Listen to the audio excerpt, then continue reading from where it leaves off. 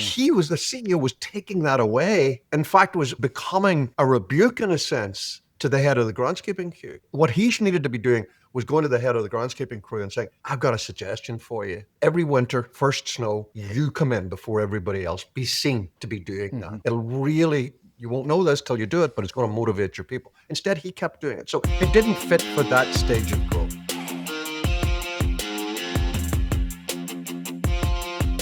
Welcome to the How Leaders Think podcast, a show that transforms you by renewing your mind and giving you new ways to think. I'm your host, Kenny Lange, and today is a very, very special episode. It's episode 100. That's 3 digits. That's a lot. I can count to 3, if I don't have mittens on, or maybe if I have some closed-toed shoes, it's harmful. But we got to 100, and I'm excited to have made it this far. Stay tuned to the end. I have a very special giveaway that has something to do with our very special guest. Speaking of which, today with us is the Les McKeown. He's a founder and CEO of Predictable Success.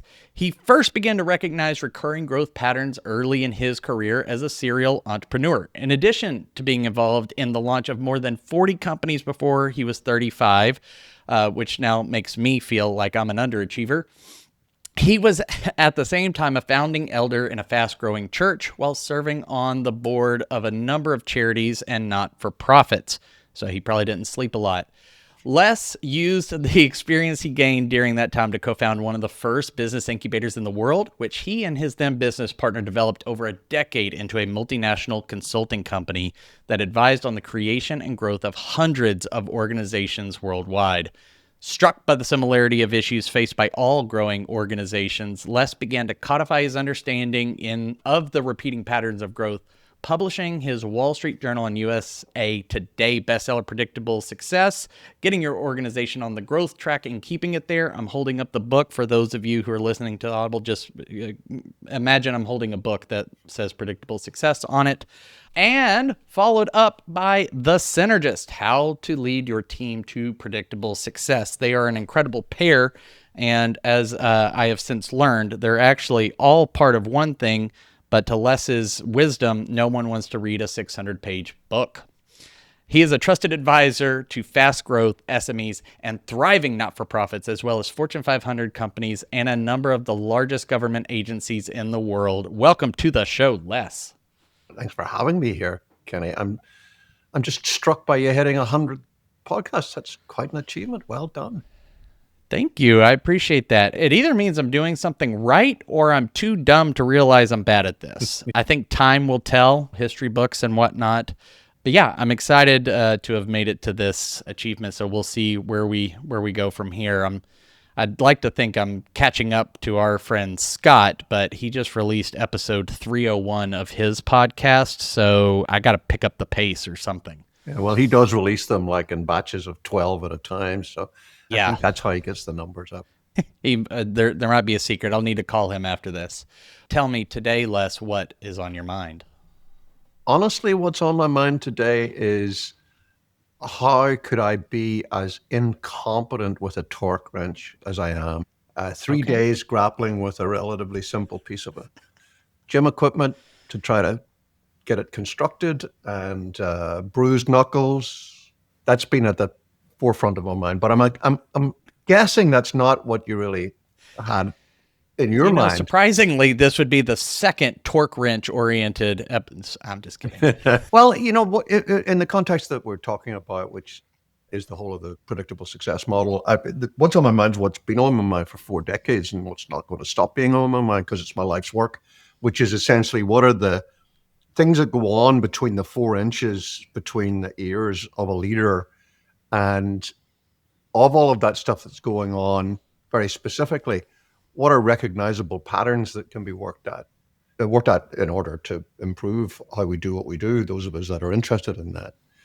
And I guess if I was to carve it down to a micro level at the minute, just for whatever reason, I've been noodling a lot for the last 6 months or so over, one of the things I've found over the years is that tools are very helpful in what I do, which is growth coaching.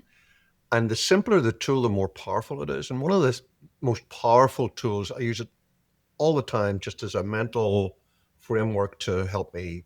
I may not ever blurt anything out about it when I'm actually doing the coaching, but it's always up in there, is how is this leader thinking through, it's sometimes called the Eisenhower matrix, the urgent Yeah. versus important stuff.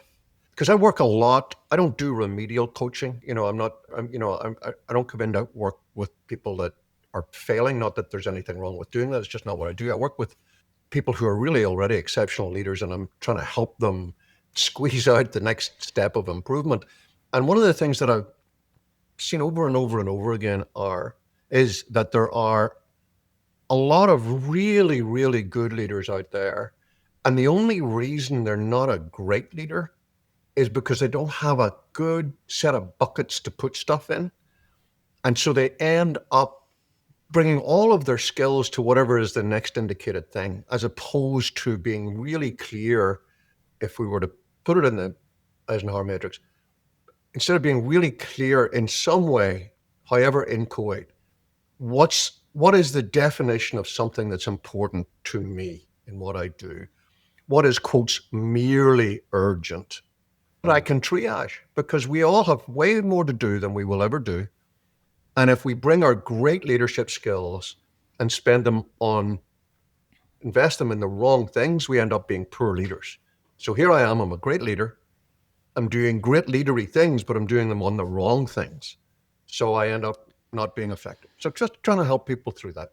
I like that, and it bears a striking resemblance to the overarching theme and the predictable success life cycle stages of let's get away from doing everything all at once, which is one of the things I was really struck by when I first read the book. And full disclosure to the audience, like, I'm a certified scale architect, which means I'm trained on the Synergist and predictable success and founder's evolution. Some of the questions I'm asking are just because, like, I got the dude here who wrote the book, so I'm asking the questions. But I think one of the biggest things is Scott Ritzheimer, for those of you who want to look him up, and he's got 2 episodes on this podcast as well, if you want to find those. We'll link them in the show notes, is figuring out what not to focus on. And that's what I hear you say is, like, what do I bucket? What are the things, especially if you're a founder, but I think it applies to any, CEO, most senior executive, high-level leader. Everything seems important. I even have that in session rooms with clients is, we can't not do this. They want to take on like 5 or 6 quarterly objectives. They're like, these are all important. Right. I was like, so as you're thinking through this about what actually is mine to do, like what needs to sit in that particular bucket, do you think that there's a unified way for leaders, some universal patterns, kind of like what you've distilled in predictable success and the Synergist, that could apply? Or is this drilling down so far that it's really more about getting the leader to name those things for him or herself? Ultimately, you got to get to what you just said, one way or the other. Whether you use terminology for it, whether you codify it, whether you're really clear about it, it's happening. You're making a decision every day. Nobody doesn't prioritize. Not prioritizing is prioritizing. You're prioritizing that you're going to do whatever shuts lights. So I think there's one big mega decision to be made for most leaders at some point. I'll come to it in a moment or two. And then depending on it's a binary decision, and depending on which route you go, there are then maybe 3 or 4 big principles on one side. What's the big binary decision? It's that in the growth stages of the life cycle, and particularly in what we call fun, which is that smaller organization, smaller team, a leader gets to do what they want to do. There's a huge amount of flexibility and freedom. The market will dictate a lot, but part of the fun of being what we call the MSC, the most senior executive, whether you're the founder, CEO, managing director, lead pastor, whatever it may be, you get to go off on vacation and come back with some wacko idea and just do it. You get to go to a conference and get wowed by somebody and buy their book for everybody and say, we're going to do it. You get to be king or queen or whatever your regnal pronoun of choice is. Once you get into the world of wanting to truly scale, and that means moving through the stage we call white water, and into ultimately predictable success, which is not, you've got to do this. It's an option, it's a choice. But if you make that choice, then one of the things you've got to give up is that, oh, I'll just mess this whole thing up any Monday morning I ever want. You've got to bring some discipline to what you're doing. And so when I'm working with leaders and we're getting into this whole, how do you triage, how do you prioritize? Sometimes they've got a binary decision to make, which is, and I'm hoping that what I do is help them get to the point where I'm not telling them this, but they're thinking, oh, wait a minute. What I want is just to go back to where we were 2 years ago. I love that. I hate this. I don't want any of this triaging, prioritizing. You're right, Les. I want to come back in here on a Monday morning and tell everybody we're painting the walls blue if I want. Well, that's fine. And I get it. In this phase of my life, I'm currently in that stage. I don't have a team. Nobody, I don't have to justify any decision to anybody, which is why I'm here in this, sweaty t-shirt, having fumbled with a torque wrench for 2 hours. But if what you're saying is, okay, I've got to commit myself to developing into less of that founder mindset, more of the true CEO skilling mindset, then you have to start disciplining where you're putting your attention to. And at that point, some principles begin to come into play. And I think the key one is, do you understand the degree to which you're doing things because of the curse of knowledge or because of the curse of preference, as opposed to doing things because that's what would be the best thing for you now to do? And the way I try to challenge those folks who want to make the shift into what, let's call it as being a scaling leader as opposed to a growth leader, is to keep some sort of a really simple, just like fire up a blank piece of paper somewhere, digital or physical. And at the end of the day, take literally 5 minutes. That's all it takes. And jot down the things that you did today, big bucket, 1 line, 1 word summaries of the main things you did, and tick them off as to whether or not it was something that only you could do or not. And then when you've got the list of the stuff that, well, really, honestly, somebody else could have done that, probably should have, you got to start working on the principles of whatever it is that's preventing you from letting go of those things. It's either you've got some of your identity tied up in that. That's the hardest thing probably to work with, because you're not very good at delegating. That's the easiest thing to work out. It's an easy skill to learn. Or you either really genuinely don't have people you can delegate to, or you think you don't have people you can delegate to. But you got to work out why that is. Why are you doing the things that aren't really at the beating heart of what only you can do? And, folks often resile against that and say, well, wait a minute. Does that mean I'd be sitting around working for 10 minutes every day and not doing anything? If that's how that shapes out, that's going to be great, doesn't it? But it doesn't. That's not what happens. Never works out that way. I love what you were saying about curse of knowledge, which I've heard, and that's something that I've encountered in my background in marketing. Is we would talk about how do we close the gap between where buyers buy and where you are with your level of expertise. But you talked about the curse of preference, and that sounds like that's the sort of the obstacle, and maybe it's a blind spot. Maybe they wholeheartedly embrace it. Can you talk a little bit about what that is and how that shows up in a leader? Well, the curse of knowledge and the curse of preference have a shared curse, which is they're sometimes a little bit difficult to tell apart. So if you're the founder, this is a given, but it happens for non-founders as well. If you've just been around a long time, you have the curse of knowledge. You know it then. And probably you did it 2 years ago, right? So you led every ministry in the church. You fired up the machinery when you came in the morning. If it snowed, you were the one that shoveled the path from the car park to the front door. So you were doing all of those things, and you learn how it works and passcodes and best ways and all that sort of stuff. And then the business grows. And I'm taking very simplistic examples there, but so there's that whole category of stuff that you're doing because you're the one who knows best how to do it. Once you establish that, it's relatively easy intellectually to then say, okay, I don't think you should be shoveling. Now, this one is actually a real example of a guy who is running a business, 400 people, manufacturing business in Ohio.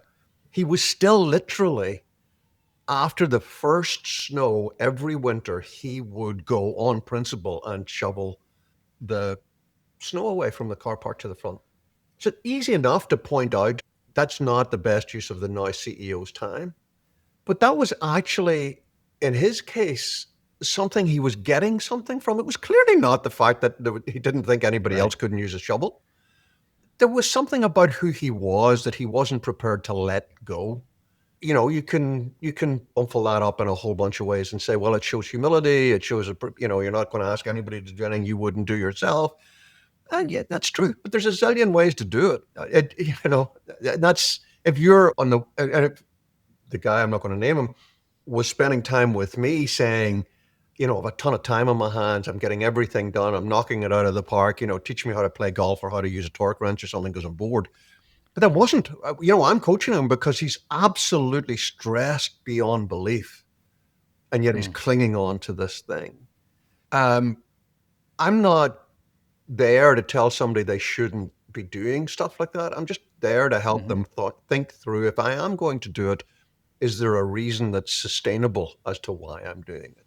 Gotcha. And in that case, it was funny. I had a conversation with somebody recently. Said almost the same thing of, as humans, we don't do things repeatedly unless we're getting something from them. And if there is a tie, is that tie back to some identity piece, which, as you've alluded to, is a lot, identity work is a lot more difficult than just tactically, how do I move this to there? Yeah, how do we dive into that if we say, because I find that too. People are enmeshed and they're wearing 7 hats in a company, and they say, well, no, I do all of this. Right. You give the example in the book, like whatever you do, like, well, come tell the man what you do if we're getting audited, and that's whatever you do is what that job requires. But if we break it down, you're doing multiple jobs, and there's something here you're tied to. That feels like the stories we tell ourselves are quite powerful. Yeah, I think the very first part in the way you phrased that question has got the answer in it. And you certainly aren't going to be surprised at what I'm about to hear, and anybody who's aware of what I do for a living isn't going to be surprised either. A lot of it comes down to what you're modeling and whether or not that fits with the stage of growth that you're in. And I'm glad I haven't named the guy, because it's going to sound like I'm going to be beating up on him for the entire podcast, and maybe I will. But back to our snow shoveling guy. If that business is still in fun, that's actually a perfectly valid thing to do. It's got a lot to give to the culture of a smaller business in fun, a lot to give. This guy's a 400-person business, and he'd got a little grounds crew, probably 7, 8 people in total. It was the job of the head of the grounds crew to do that. I don't mean that. Their job was not to snubble the show. It was probably the job of one of their staff to do it. But the modeling thing, the CEO was taking that away. In fact, was becoming a rebuke, in a sense, to the head of the groundskeeping crew. What he needed to be doing was going to the head of the groundskeeping crew and saying, I've got a suggestion for you. Every winter, first snow, you come in before everybody else. Be seen to be doing that. It'll really, you won't know this till you do it, but it's going to motivate your people. Instead, he kept doing it. So it didn't fit for that stage of growth. Does that make sense? Yeah, absolutely. There's, I've heard the right thing at the wrong time is the wrong thing, which, there's tons of, which is throughout your work of, yes, these are all good things to do in a business. But if you're in, what we would call, or you call, the early struggle, and you're getting really obsessed with brand identity and complex systems of organization, like that can come later, but that's not going to help you move the organization forward, whether you're in sales or nonprofit or something, you're in that existential crisis. When you start talking with a leader, and again, these are exceptional, high performance individuals you're working with, like you're helping them optimize. As they start to triage, is it about uncovering, not necessarily guidelines, but our own principles that we've been operating by, and just becoming aware of how we're doing it. Like you said, we're making decisions all day, every day. We're prioritizing whether we admit it or not. As leaders, is it on us to engage with someone like you or me or maybe a close friend to say, I'm making all these decisions. It's panning out pretty well. Like, I'm doing well here, but why am I doing well? How am I organizing? I have buckets. I don't know what they're named. I don't know where they are. Maybe they're invisible. How have you helped other leaders go through that, or what are the patterns you're seeing in these high performance leaders becoming more aware of how they're already starting to bucket? Because I'd imagine when they're aware, now they can start to intentionally put things in buckets instead of being on autopilot. Well, yeah, a lot of it, but all of it actually, for me comes down to why did they come to talk to me in the first place? Because, nobody shows up for coaching saying, everything's going well. I have more money than I know what to do with. So here, take it and talk to me for a couple of hours every month. There's an expressed issue. And although the words that are used are always very different, and the eventual ultimate cases can often be very different, there is a big bunching in the middle of great leaders who I work with who are saying some version of, I'm pretty sure I'm doing the right things, but they are just not getting it, right? I'm not getting the amplification impact that I should be getting. Feels to me when I hit this domino, others should be falling down as well. When I put my foot on the gas pedal, the car should be going forward faster than it actually is. So it's the lack of amplification from what has worked very well for them up to now, but isn't getting that amplification that they had before. And as best I can understand it, part of that, so the majority of the people that I'm working with out of my cursive preference are typically founder owners or long-standing leaders who are now taking an organization into that larger growth stage, either through Whitewater or they've come into predictable success.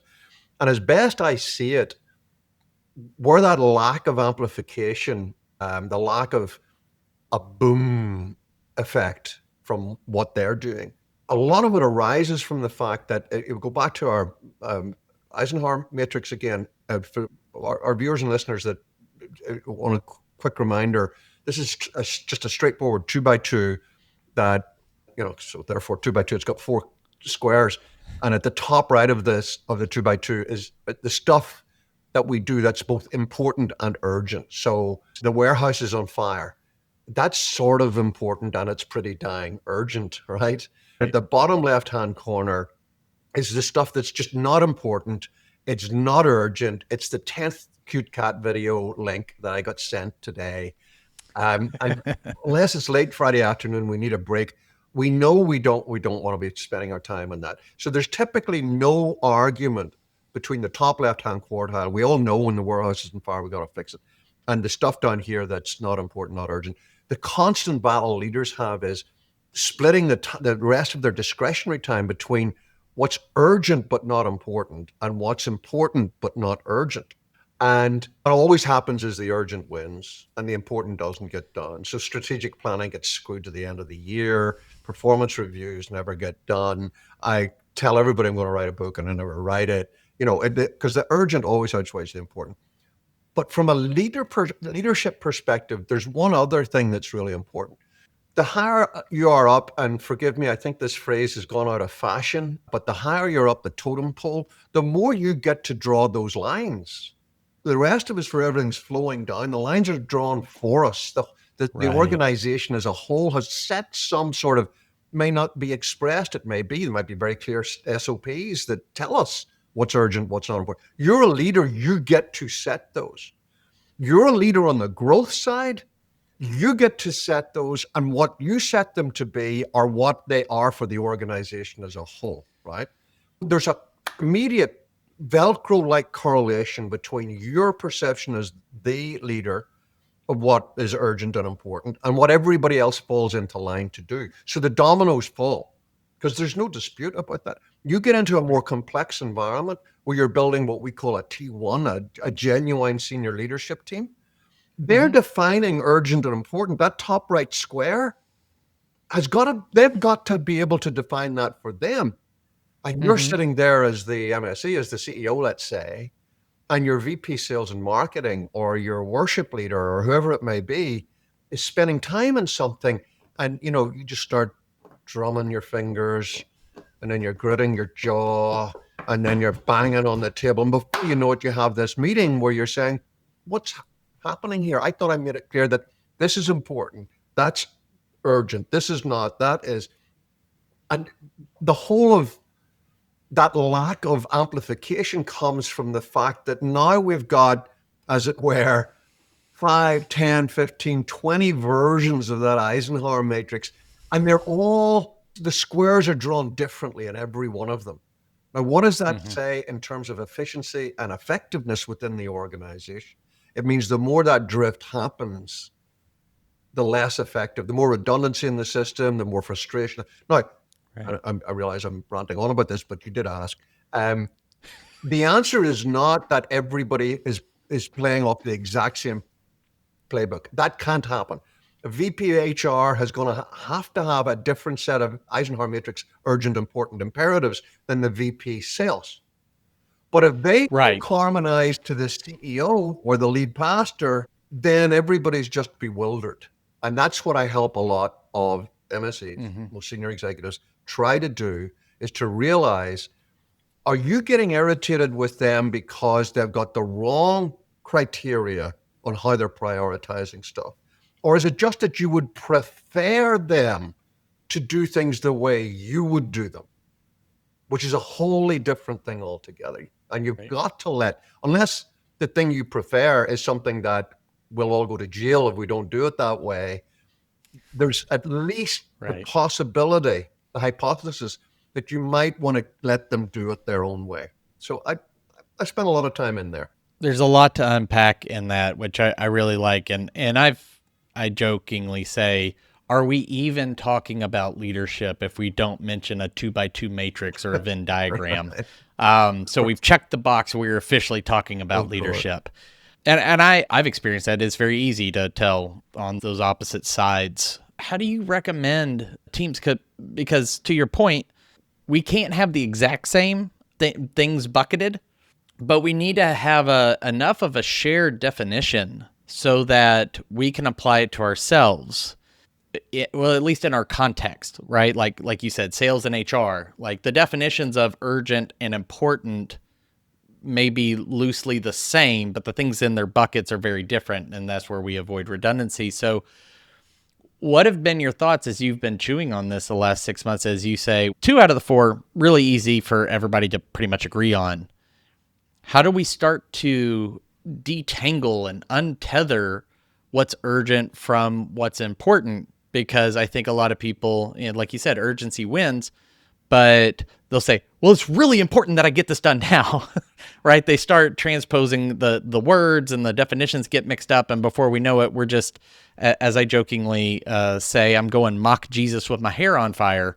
How have you been thinking about, or what have you been noticing are some healthy patterns with teasing those apart so that, whether it's teams or individuals, can get clear on the meaning of urgent, the meaning of important? Which a very, first of all, it's a lifetime's work. It's, we'll all always be working on that. We do that in our relationships. Anybody who's married knows that, the difference in perception between what I think is important, what you think is important, what's a preference of mine, and what's, something we should definitely be doing. I mean, it might be a preference of mine that we go to Disney World for the 7th straight a year in a row, but that's probably not a global principle. And there's room for discussion. Disney would like it to be a global principle. Well, they're doing very well at trying to make it so. But what I almost always recommend to folks is just start with the one person on your team that you feel least aligned with on this, and tell them that you're just struggling with getting a sense of what's important to you as VP of sales, and how that interacts with my world. And a good way to start is just be open about want to have the conversation. Say, why don't we get half an hour on Thursday? And here's what would be really interesting. You, Madam VP Sales, just don't put a huge amount of work into it, but spend 10, 15 minutes and jot down, what do you think? And it's not a gotcha question, but jot down what you think I think is important in my job and what you think I think is important in your job. And I'm going to do the same for you. And let's just get together and talk about it and see what comes out of that. Right. And typically, to shorthand this and go to the last slide in the deck, if I was making a presentation here, somewhere around 80% of the grief that happens in there lives somewhere in the world of me as the most senior individual leader, seeing you do stuff that I think is, quotes, merely urgent, and you should be delegating to some people on your team to do, and you should not be spending time on it. And I, as the VP sales or the worship pastor, or whatever it may be, I see those things as fundamental to my role. And I don't see that they're delegatable stuff. If we end up agreeing that they are, the problem solved. We may not be able to do it right away because we may not have the team to delegate it to, but at least we're now agreed. I'm doing this stuff that winds you up, but will you let me do it until I find somebody who can? It's when there's a difference in perception as to what I should be doing in my job and what you as my boss think I should be elevating to the realm of important and urgent. And just having that discussion. I mean, ideally, if we talked about 2x2s and Venn diagrams, let's get really gross and say, ideally, well-written job specifications and an effective org chart fix that. And as you know, funny enough, when we're working at an organizational level, what senior leadership teams get a little perplexed about initially, they typically see it very quickly once we start talking about it. That's exactly where we tell people to start, is if you don't have an effective org chart, if your org chart is not a machine for decision making, there's so much stuff flows from it. And this is just a subset of all of that. All of the stuff we've just been talking about is typically a result of a leader with other leaders in an environment where their job descriptions are not crystal clear and that they're not set in the context of a highly effective, highly efficient org chart. Now, but if you were to start with those words, everybody would switch off. So yeah, you got to start with we have one of those. Yeah, we wrote that 3 years ago, and why would I want to? Why would I even want to look at it again? That tells you there's a problem. It does. I tell clients now that I've been at coaching for a little bit. I said it's surprising the number of times that I have a client report to me, I'm just struggling with this and we can't seem to get here, and I'm in conflict with this. And I ask them, what does your org chart say? And they go, what? Like I'm not talking about that. I'm having a conflict with so-and-so over this topic. And I was like, no. I understood you. What does your org chart say about this person's role or yours and theirs? Who owns it? And then they slowly go, oh. And I was like, yeah, if you had clarity on that, you wouldn't be having this conflict, or at least you would have a healthier place to start from, right? It's not a cure-all, but it is vitally important.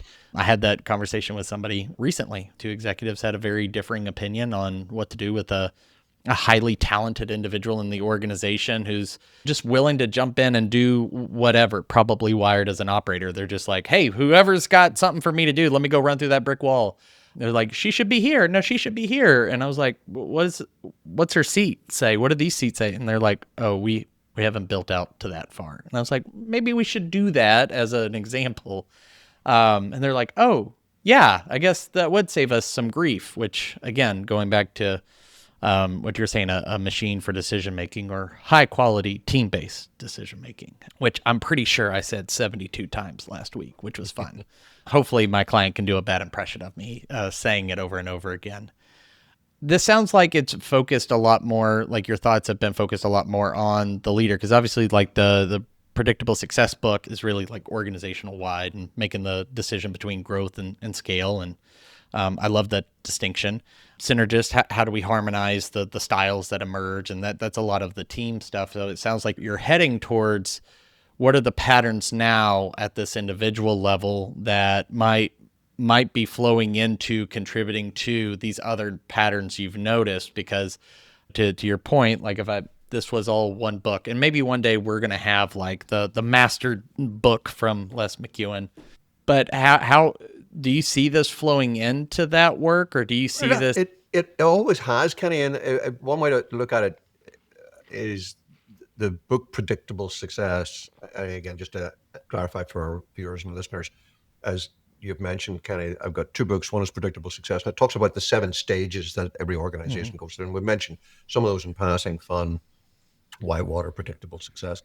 And then the second book, The Synergist, talks about the 4 leadership styles: visionary, operator, processor, synergist, that power all of that.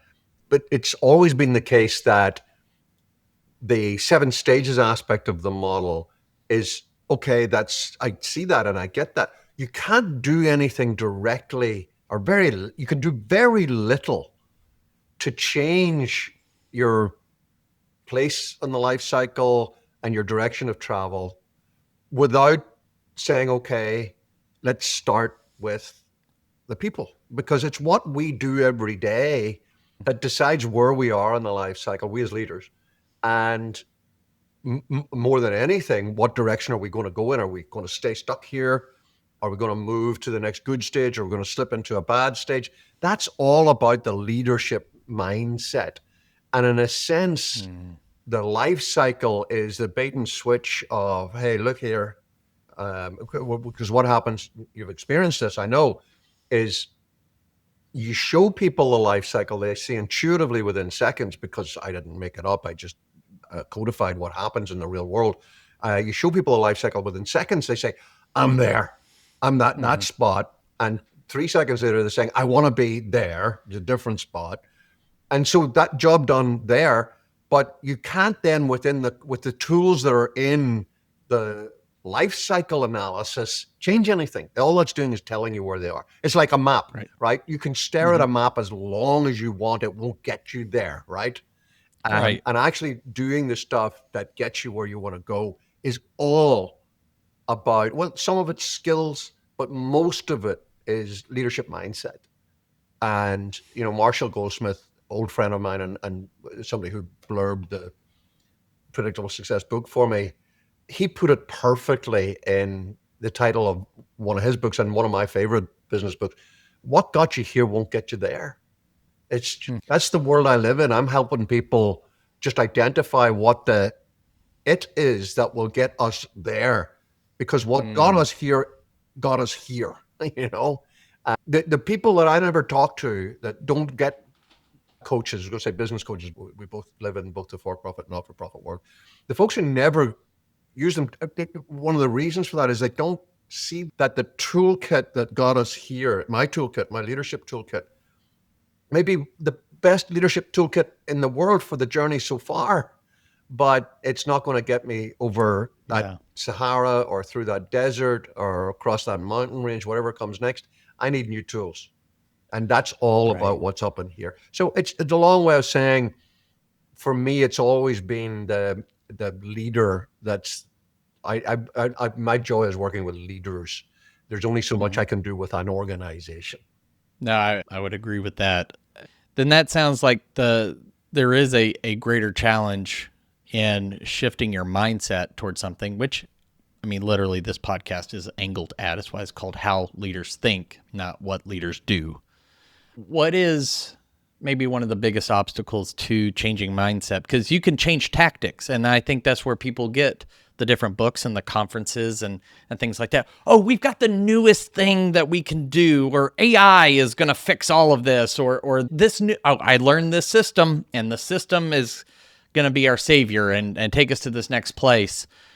And I'm not here to say that systems and processes and tools and things like that are bad. I use two handfuls of them and I love them.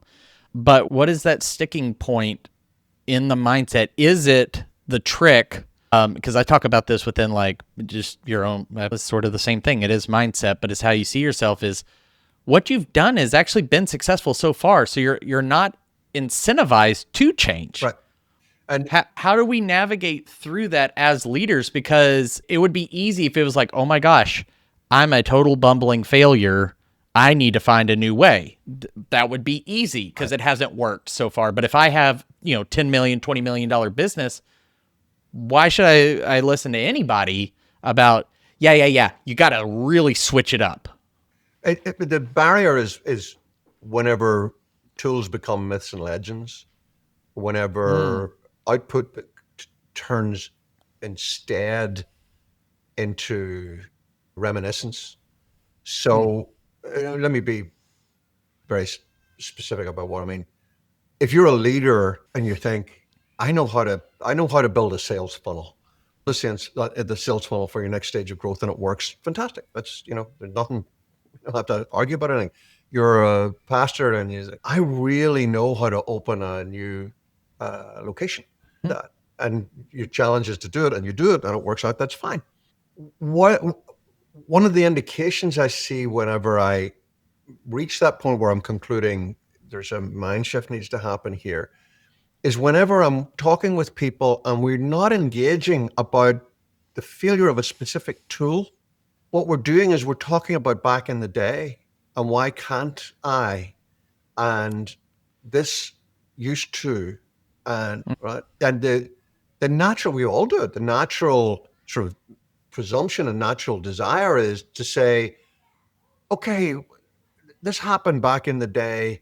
I need this to happen now. How can I take that thing, pull it over back in here and make it work? As opposed to saying, the issue is that doesn't work where you are now. A great, I was going to say old, I think he's actually dead now, but there was a Christian philosopher that's still allowed back in the day called Francis Schaeffer. And he used to talk about pushing people to the logical conclusion of their presuppositions. And that's a lot of what I'm spending time with people doing, is they've got presuppositions that are built on success. And I'm not exempting that. We all have this. My job is not to be better than anybody else. I'm just there to help put a mirror up. And sometimes we just got to be pushed to the logical conclusion of our presuppositions. Okay, if that myth you just told, that story you just told me, that I don't mean myth in the sense that it didn't happen, but that wonderful thing that, whenever you flew to Chicago and got that superb piece of business that nobody ever thought you were going to get again. Right. If that's what you're harking back to, I got to somehow help you see that was a fun thing, capital F-U-N, that in fun stage, that in predictable success, you can't possibly expect to model that again. That's not how it works here. So let's talk about that. Gotcha.